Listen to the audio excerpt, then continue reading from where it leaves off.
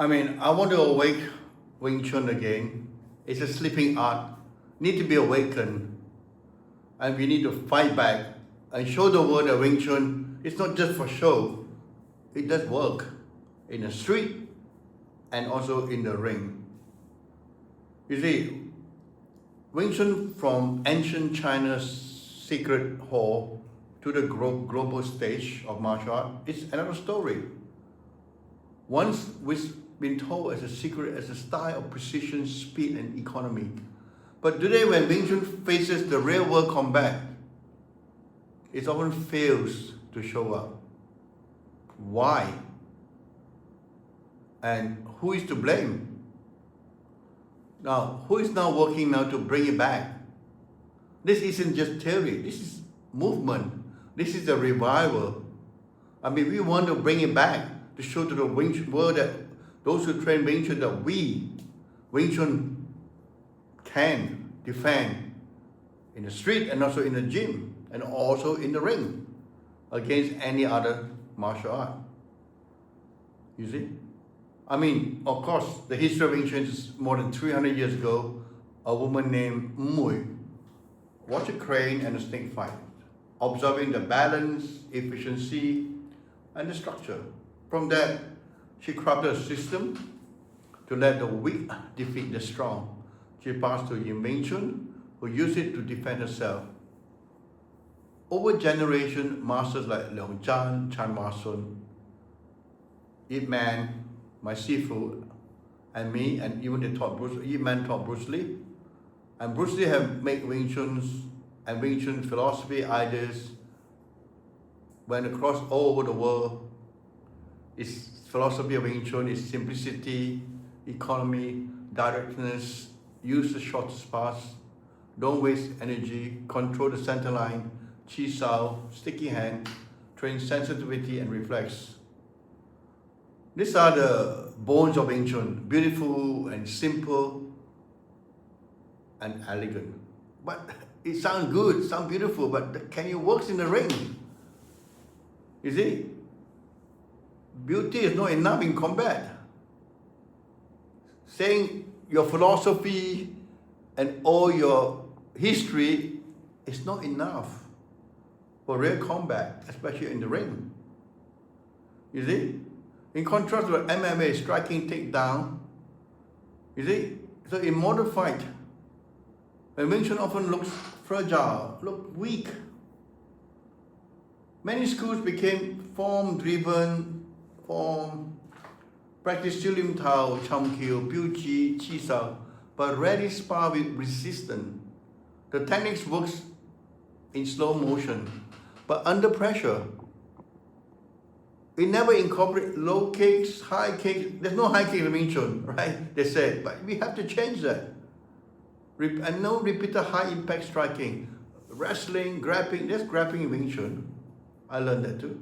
Or ground fighting. So when opponent bring those Wing Chun down, Wing Chun always lose. The mindset turn like theater.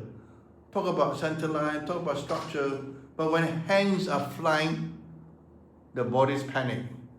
Meanwhile, arts like Muay Thai, BJJ, boxing, wrestling evolve with real combat, with conditioning, with cross-training.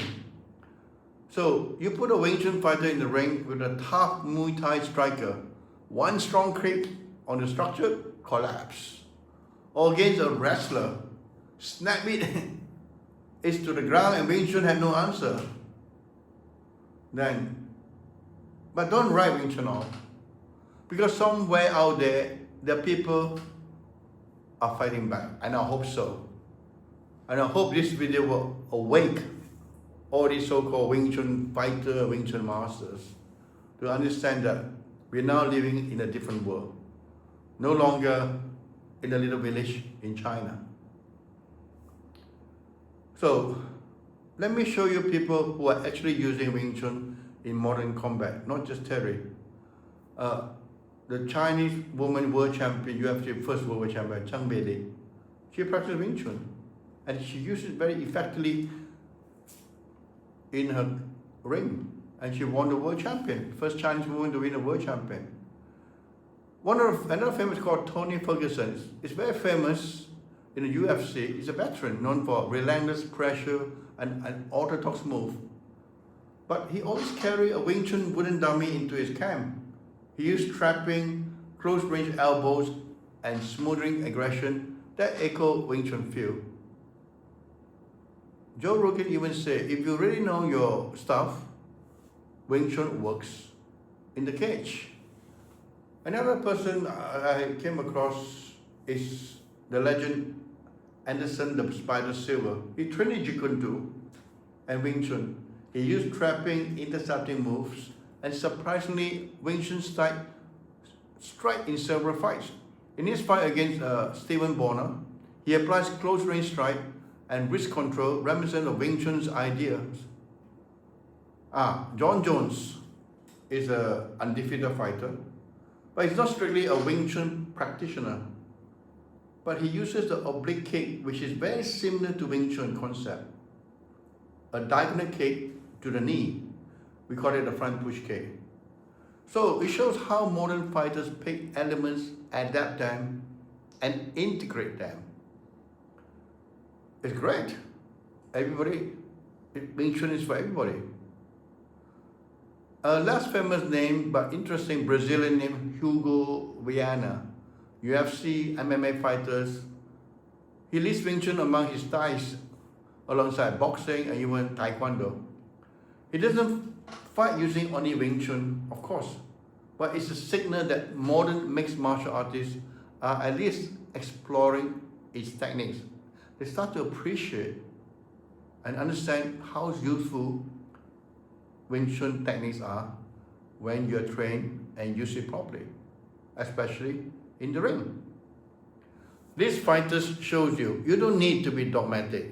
You can extract, adapt, and apply Wing Chun core in a broader fighting system. So, what must we do as Wing Chun practitioner?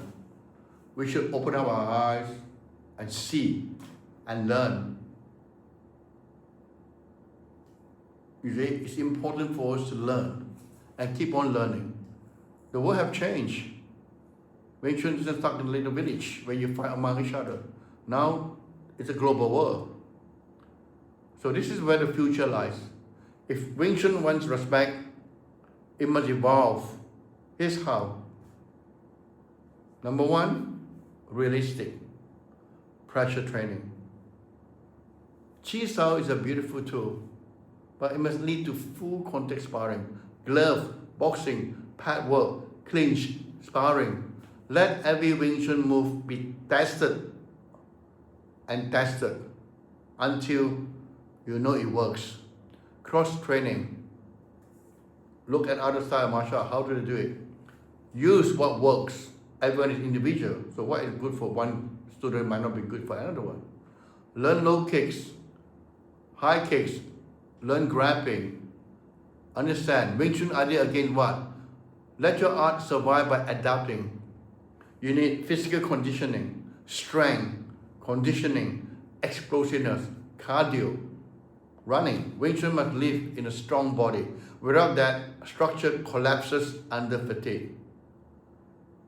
So we need Wing Chun fighters in amateur fights, in MMA, in ring sport, toughest, rule set. When people see, oh, Wing Chun fighter win, then people will respect you. You see? So we need to be really understand the world principle, not just rely on our history and how great the art is. Don't defend every old ritual or stance. Keep the heart, centerline, economy, directness, but be ruthless with that. What doesn't work, we don't want to use it. So imagine a Wing Chun fighter entering one championship fight using trapping hand, short strike, base structure, but also taking kicks, defending takedown. That's the art reborn. The revival isn't in preserving history, it's in innovating a new concept of Wing Chun, a new thinking. But we preserve the art, preserve the history, preserve our lineage. It's important. You see, we can evolve and change. So Wing Chun has walked the line between myth and martial art. Its story is noble, its philosophy is deep, it challenges real. But fighters like Ferguson, Anderson Silva, Chang Mei Li, and others show us a path forward. Not blind traditionalists, but adaptation, experimentation, and courage. Let's wake the sleeping art. Let's Wing Chun come back, not as a museum piece, but as a living, breathing system that can stand in the arena. If you're a practitioner, don't fear change. Embrace it, because evolution is survival. Don't forget to like and subscribe. If you have any comments, please, or any question you want to ask, just leave a comment down there. I will see you in the next video.